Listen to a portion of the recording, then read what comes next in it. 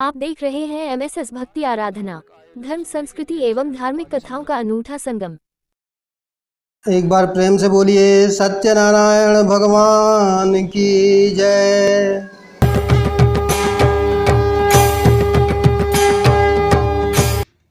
MSS भक्ति आराधना की तरफ से आप सभी के लिए प्रस्तुत है भगवान सत्यनारायण जी की व्रत कथा।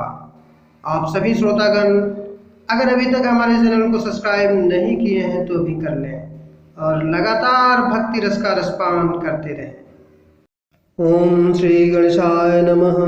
ओम श्री गुरुभ्यो नमः। ओम श्री सरस्वत्यै नमः। मातृपितृ चरण कमलेभ्यो नमः। एक समय नैमिषारण्य तीर्थ में शौनक आदि सभी ऋषियों तथा मुनियों ने पुराण शास्त्र के वेत्ता श्री सूत जी महाराज से पूछा, महामुने, किस व्रत अथवा तपस्या से मनोवांछित फल प्राप्त होता है, उसे हम सब सुनना चाहते हैं। श्री सूत जी बोले, इसी प्रकार देवर्षि नारद जी के द्वारा भी पूछे जाने पर भगवान श्री कमलापति जी ने उनसे जैसा कहा था उसे मैं कह रहा हूँ। आप लोग सावधान होकर सुने। एक समय योगी नारद जी लोगों के कल्याण की कामना से विविध लोकों में भ्रमण करते हुए पृथ्वी लोक में आए और यहाँ उन्होंने अपने कर्म फल के अनुसार नाना योनियों में उत्पन्न सभी प्राणियों को अनेक प्रकार के क्लेश दुख भोगते हुए देखा तथा किस उपाय से इनके दुखों का सुनिश्चित रूप से नाश हो सकता है, ऐसा मन में विचार करके वे विष्णु लोक को गए, जहाँ चार भुजाओं वाले शंख, चक्र, गदा, पद्म तथा बनमाला से विभूषित शुक्ल वर्ण भगवान श्री नारायण जी का दर्शन कर उन देवादिदेव की वे स्तुति करने लगे। नारद जी बोले, हे वाणी और मन से परे स्वरूप वाले, अनंत शक्ति संपन्न, आदि मध्य और अंत से रहित, निर्गुण और सकल कल्याणमयी गुणों से संपन्न, भक्तों की पीड़ा नष्ट करने वाले परमात्मानंद, आपको नमस्कार है। स्तुति सुनने के अनंतर भगवान श्री विष्णु जी ने नारद जी से कहा, महाभाग, आप किस प्रयोजन से यहाँ आए हैं, आपके मन में क्या है? नारद जी बोले, भगवान, पृथ्वी लोक में अपने पाप कर्मों के द्वारा विभिन्न योनियों में उत्पन्न सभी लोग बहुत प्रकार के क्लेश से दुखी हो रहे हैं। हे नाथ, किस लघु उपाय से उनके कष्टों का निवारण हो सकेगा? यदि आपकी मेरे ऊपर कृपा हो तो वह सब मैं सुनना चाहता हूँ, उसे बताएं। श्री भगवान ने कहा, हे वत्स, संसार के ऊपर अनुग्रह करने की इच्छा से आपने बहुत अच्छी बात पूछी है। जिस व्रत के करने से प्राणी मोह से मुक्त हो जाता है उसे आपको बताता हूँ, सुने। हे वत्स, स्वर्ग और पृथ्वी लोक में दुर्लभ भगवान सत्यनारायण का एक महान व्रत है। आपके स्नेह के कारण इस समय मैं उसे कह रहा हूँ। अच्छी प्रकार विधि विधान से भगवान सत्यनारायण जी का व्रत करके मनुष्य शीघ्र ही सुख प्राप्त कर परलोक में मोक्ष प्राप्त कर सकता है। भगवान की ऐसी वाणी सुनकर नारद जी ने कहा, प्रभु, इस व्रत को करने का फल क्या है, इसका विधान क्या है, इस व्रत को किसने किया और इसे कब करना चाहिए, यह सब विस्तार पूर्वक बताइए। भगवान ने कहा, यह श्री सत्यनारायण जी व्रत दुख शोक आदि का शमन करने वाला, धन धान्य की वृद्धि करने वाला, सौभाग्य और संतान देने वाला तथा सर्वत्र विजय प्रदान करने वाला है। जिस किसी भी दिन भक्ति और श्रद्धा से समन्वित होकर मनुष्य ब्राह्मणों और बंधु बांधवों के साथ धर्म में तत्पर होकर सायंकाल में भगवान श्री सत्यनारायण जी की पूजा करे, नैवेद्य के रूप में उत्तम कोटि के भोजनीय पदार्थ को सवाया मात्रा में भक्ति पूर्वक अर्पित करना चाहिए। केले के फल, घी, दूध, गेहूं का चूड़ अथवा गेहूं के चूड़ के अभाव में साठी का चूड़, शक्कर या गुड़, यह सब योग्य सामग्री सवाया मात्रा में एकत्र कर निवेदित करनी चाहिए। बंधु बांधवों के साथ श्री सत्यनारायण भगवान जी की कथा सुनकर ब्राह्मणों को भोजन कराना चाहिए। भक्ति पूर्वक प्रसाद ग्रहण करके नित्य गीत आदि का आयोजन करें। तदंतर भगवान सत्यनारायण जी का स्मरण करते हुए अपने घर को जाएं। ऐसा करने से मनुष्यों की अभिलाषा अवश्य पूर्ण होती है। विशेष रूप से कलयुग में पृथ्वी लोक में यह सबसे छोटा एवं सरल उपाय है। इत श्री स्कंद पुराणे रेवाखंडे सत्यनारायण वध कथां प्रथमो अध्याय संपूर्णम्। सत्यनारायण कथा तृतीय अध्याय। प्रेम से बोलिए सत्यनारायण भगवान की जय। ओम श्री गणेशाय नमः। ओम श्री गुरुभ्यो नमः। ओम श्री सरस्वत्यै नमः। मातृपितृ चरण कमलेभ्यो नमः। सूत जी ने कहा, हे ऋषियों, जिन्होंने पहले समय में इस व्रत को किया है उनका इतिहास कहता हूँ, आप सब ध्यान से सुने। सुंदर काशीपुरी नगरी में एक अत्यंत निर्धन ब्राह्मण रहता था। वह ब्राह्मण भूख और प्यास से बेचैन होकर पृथ्वी पर घूमता रहता था। ब्राह्मणों से प्रेम करने वाले श्री विष्णु भगवान जी ने ब्राह्मण को देखकर एक दिन बूढ़े ब्राह्मण का रूप धारण कर ब्राह्मण के पास जाकर आदर के साथ पूछा, हे विप्रदेव, तुम नित्य ही दुखी होकर पृथ्वी पर क्यों घूमते हो? तब उस ब्राह्मण ने कहा, मैं भिक्षा के लिए पृथ्वी पर फिरता हूँ। हे भगवान, यदि आप इससे छुटकारा पाने का कोई उपाय जानते हो तो कृपा कर मुझे बताएं। वृद्ध ब्राह्मण का रूप धारण किए श्री विष्णु जी ने कहा, हे ब्राह्मण, श्री सत्यनारायण भगवान मन वांछित फल देने वाले हैं, इसलिए तुम उनका पूजन करो। इससे मनुष्य सब दुखों से मुक्त हो जाता है। ब्राह्मण को व्रत का सारा विधान बताकर बूढ़े ब्राह्मण का रूप धारण करने वाले श्री भगवान जी अंतर ध्यान हो गए। जिस व्रत को वृद्ध ब्राह्मण ने बताया है, मैं उसको अवश्य करूँगा, यह निश्चय कर वह ब्राह्मण घर चला गया। अगले दिन वह जल्दी उठा और श्री सत्यनारायण जी का व्रत करने का निश्चय कर भिक्षा मांगने के लिए चल दिया। उस दिन उसको भिक्षा में बहुत धन मिला, जिनसे उसने पूजा का सामान खरीदा और घर आकर अपने बंधु बांधवों के साथ श्री सत्यनारायण जी का व्रत किया। इसके करने से वह ब्राह्मण सब दुखों से छूटकर अनेक प्रकार की सुख संपत्तियों से युक्त हुआ।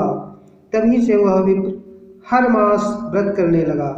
इसी प्रकार सत्यनारायण जी के व्रत को जो शास्त्र विधि के अनुसार करेगा, वह सब पापों से छूटकर मोक्ष को प्राप्त होगा। आगे भी जो मनुष्य पृथ्वी पर श्री सत्यनारायण जी का व्रत करेगा, वह सब दुखों से छूट जाएगा। इस तरह नारद जी ने सत्यनारायण भगवान का कहा हुआ व्रत मैंने आपसे कहा। तब ऋषियों ने कहा, हे मुनीश्वर, संसार में इस विप्र से सुनकर किस किस ने इस व्रत को किया, यह हम सब सुनना चाहते हैं। श्री सूत जी ने कहा, हे मुनियों, जिस जिस प्राणी ने इस व्रत को किया है उन सब की कथा सुनो। एक समय वह ब्राह्मण धन और ऐश्वर्य के अनुसार बंधु बांधवों के साथ व्रत पूजन कर रहा था कि उसी समय एक लकड़हारा आया। उसने लकड़ियां बाहर रख दी और विप्र के घर में चला गया। प्यास से व्याकुल लकड़हारे ने विप्र को व्रत करते देखा। वह प्यास को भूल गया। उसने उस विप्र को नमस्कार किया और पूछा, हे विप्र, आप यह किसका पूजन कर रहे हैं? इस व्रत से क्या फल मिलता है? कृपा करके मुझे बताएं। ब्राह्मण ने कहा, सब मनोकामनाओं को पूरा करने वाला यह श्री सत्यनारायण जी का व्रत है।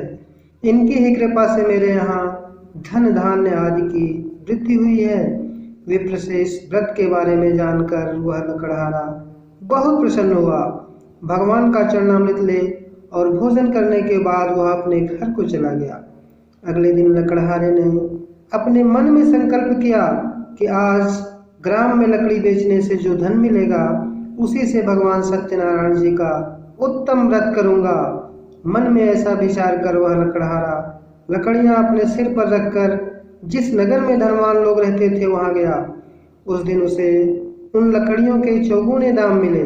वह बूढ़ा लकड़हारा अति प्रसन्न होकर पक्के केले, शक्कर, शहद, घी, दूध, दही और गेहूं का चूर्ण इत्यादि श्री सत्यनारायण भगवान के व्रत की सभी सामग्री लेकर अपने घर आ गया।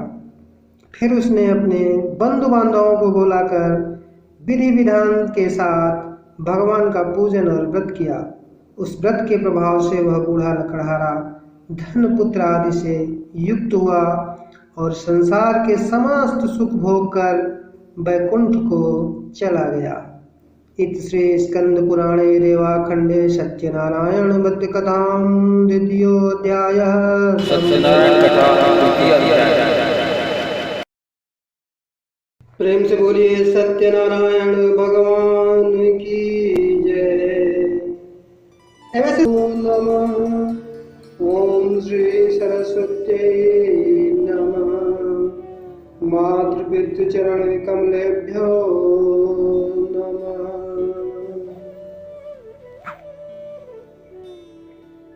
श्री सूत जी ने कहा, हे श्रेष्ठ मुनियों, अब एक और कथा कहता हूँ। पूर्व काल में पुलकामुख नाम का एक बुद्धिमान राजा था।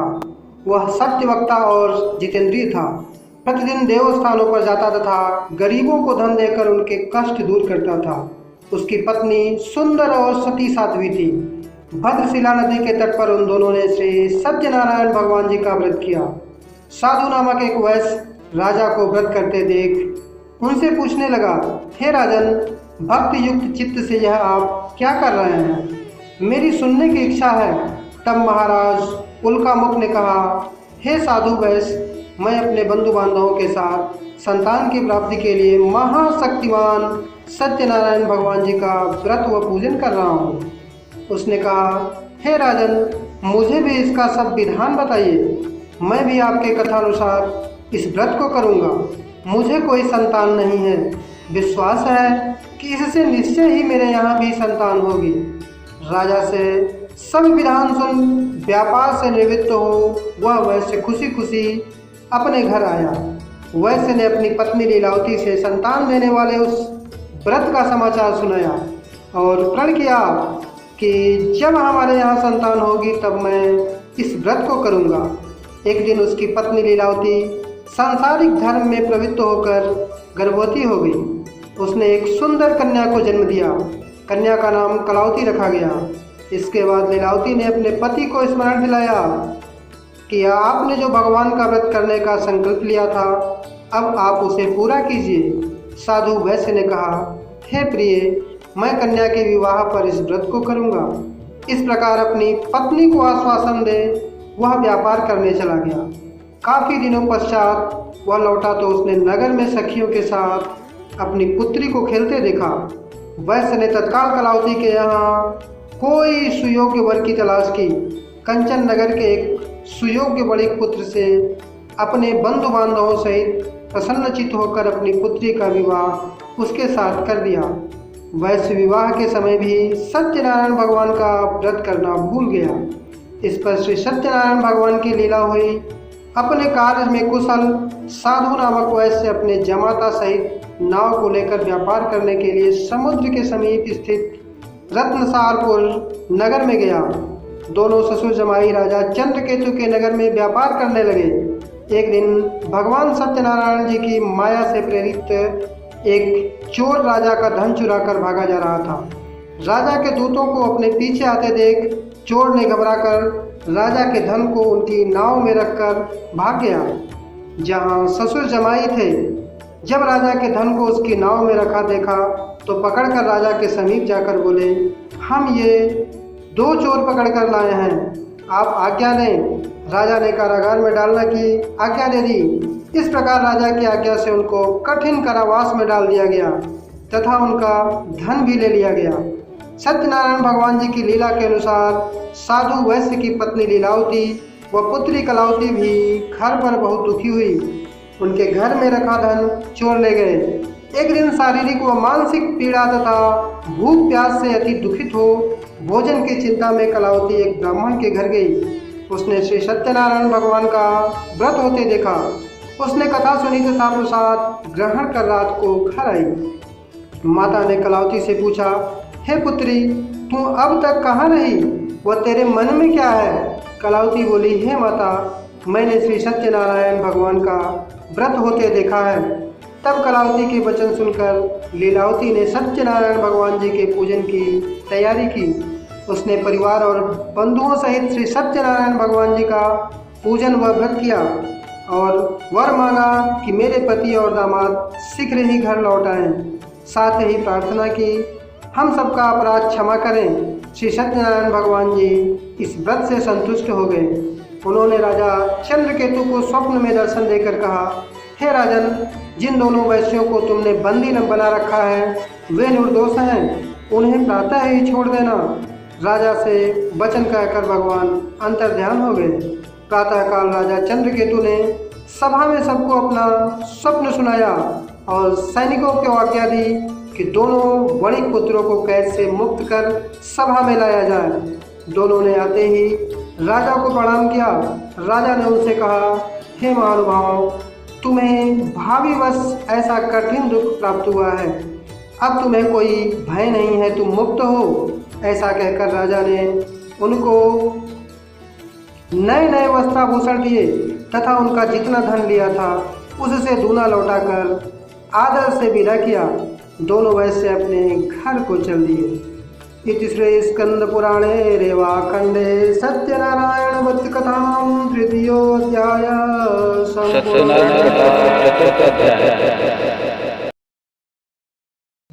एक बार प्रेम से बोलिए, श्री सत्यनारायण भगवान की जय।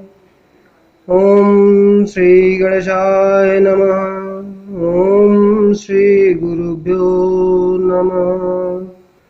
ओम श्री सरस्वत्यै नमः। मातृपितृचरण कमलेभ्यो नमः। श्री सूत जी ने कहा, वैश्य और उसके जमाई ने मंगलाचार करके यात्रा आरंभ की और अपने नगर की ओर चल पड़े। उनके थोड़ी दूर आगे बढ़ने पर दंडी वेशधारी श्री भगवान जी ने उनसे पूछा, हे वैश्य, तेरी नाव में क्या है? अभिमानी वणिक हंसता हुआ बोला, हे दंडी, आप क्यों पूछते हैं? क्या धन लेने की इच्छा है? मेरी नाव में तो बेल और पत्ते भरे हैं। वैश्य का कठोर वचन सुनकर दंडी रूप में भगवान जी ने कहा, तुम्हारा वचन सत्य हो। ऐसा कहकर वे वहाँ से कुछ दूर जाकर समुद्र के किनारे बैठ गए। दंडी महाराज के जाने के पश्चात वैश्य ने नृत्य क्रिया से निवृत्त होने के बाद नाव को ऊंची उठी देखकर अचंभा किया तथा नाव में बेल पत्ते आदि देखकर मूर्छित हो जमीन पर गिर पड़ा। होश आने पर अत्यंत शोक प्रकट करने लगा। तब उसके जमाता ने कहा, आप शोक न करें, यह दंडी महाराज का श्राप है, अतः उनकी शरण में ही चलना चाहिए, तभी हमारी मनोकामना पूर्ण होगी। जमाता के वचन सुनकर दंडी महाराज के पास पहुंचा और भक्ति भाव से प्रणाम करके बोला, मैंने जो आपसे असत्य वचन कहे थे उसके लिए मुझे क्षमा करें। ऐसा कहकर वैश्य रोने लगा। तब दंडी भगवान बोले, हे वणिक पुत्र, मेरी आज्ञा से तुझे बार बार दुख प्राप्त हुआ, तू मेरी पूजा से विमुख हुआ। तब उसने कहा, हे भगवान, आपकी माया से ब्रह्मा आदि देवता भी आपके रूप को नहीं पहचान पाते, तब मैं अज्ञानी भला कैसे जान सकता हूँ? आप प्रसन्न होइए, मैं अपनी सामर्थ्य के अनुसार आपकी पूजा करूँगा। मेरी रक्षा कीजिए और पहले के समान मेरी नौका को धन से भर दीजिए। उसके भक्ति युक्त वचन सुनकर भगवान जी प्रसन्न हो गए और उसकी इच्छा अनुसार वर देकर अंतर्ध्यान हो गए। तब ससुर व जमाता दोनों ने नाव पर आकर देखा कि नाव धन से परिपूर्ण है। फिर वह भगवान सत्यनारायण जी का पूजा कर जमाता सहित अपने नगर को चला। जब वह अपने नगर के निकट पहुंचा तब उसने एक दूत को अपने घर भेजा। दूत ने वैश्य घर जाकर उसकी पत्नी को नमस्कार किया और कहा, आपके पति अपने दामाद सहित इस नगर के समीप आ गए हैं। लीलावती और उसकी कन्या कलावती उस समय भगवान का पूजन कर रही थी। दूत का वचन सुनकर साधु की पत्नी ने बड़े हर्ष के साथ सत्यदेव का पूजन पूर्ण किया और अपनी पुत्री से कहा, मैं अपने पति के दर्शन को जाती हूँ, तू भी कार्य पूर्ण कर शीघ्र आना। परंतु कलावती पूजन एवं प्रसाद छोड़कर अपने पति के दर्शन के लिए चली गई, परंतु उसको पति का दर्शन प्राप्त नहीं हुआ। नौका को डूबा हुआ तथा कन्या को रोती हुई देख वैश्य दुखित हो बोला, हे प्रभु, मुझसे या मेरे परिवार से जो भूल हुई है उसे क्षमा करो। उसके 3 वचन सुनकर सत्यदेव भगवान प्रसन्न हो गए। आकाशवाणी हुई, हे वैश्य, तेरी कन्या प्रसाद छोड़कर आई है। इसका पति अदृश्य हुआ है। यदि वह घर जाकर प्रसाद खाकर लौटे तो इसका पति अवश्य मिलेगा। आकाशवाणी सुनकर कलावती ने घर पहुंचकर पूजन कर प्रसाद खाया और फिर आकर अपने पति के दर्शन किए। तत्पश्चात वैश्य ने वहीं बंधु बांधवों सहित सत्यदेव का विधि पूर्वक पूजन किया। वह इस लोक का सुख भोग कर अंत में स्वर्गलोक को गया। इत श्री स्कंद पुराणे रेवाखंडे सत्यनारायण व्रत कथाम चतुर्थो अध्याय संपूर्णम। बोलिए श्री सत्यनारायण भगवान की। सत्यनारायण कथा पंचम अध्याय। एक बार प्रेम से बोलिए श्री सत्यनारायण भगवान की जय। ओम श्री गणेशाय नमः। ओम श्री गुरुभ्यो नमः। ओम श्री सरस्वत्यै नमः। मातृपितृ चरण कमलेभ्यो नमः। पंचम अध्याय। श्री सूत जी ने आगे कहा, हे ऋषियों, मैं एक और भी कथा कहता हूँ। प्रजापालन में लीन तुंगध्वज नाम का एक राजा था। उसने भगवान सत्यदेव का प्रसाद त्याग कर बहुत दुख पाया। एक समय राजा वन में अन्य पशुओं को मारकर बड़ के वृक्ष के नीचे आया। वहाँ उसने ग्वालों को भक्ति भाव से बंधु बांधवों सहित श्री सत्यनारायण जी का व्रत पूजन करते देखा। परंतु राजा देखकर भी अभिमानवश न तो वहाँ गया और न ही सत्यदेव भगवान को नमस्कार ही किया।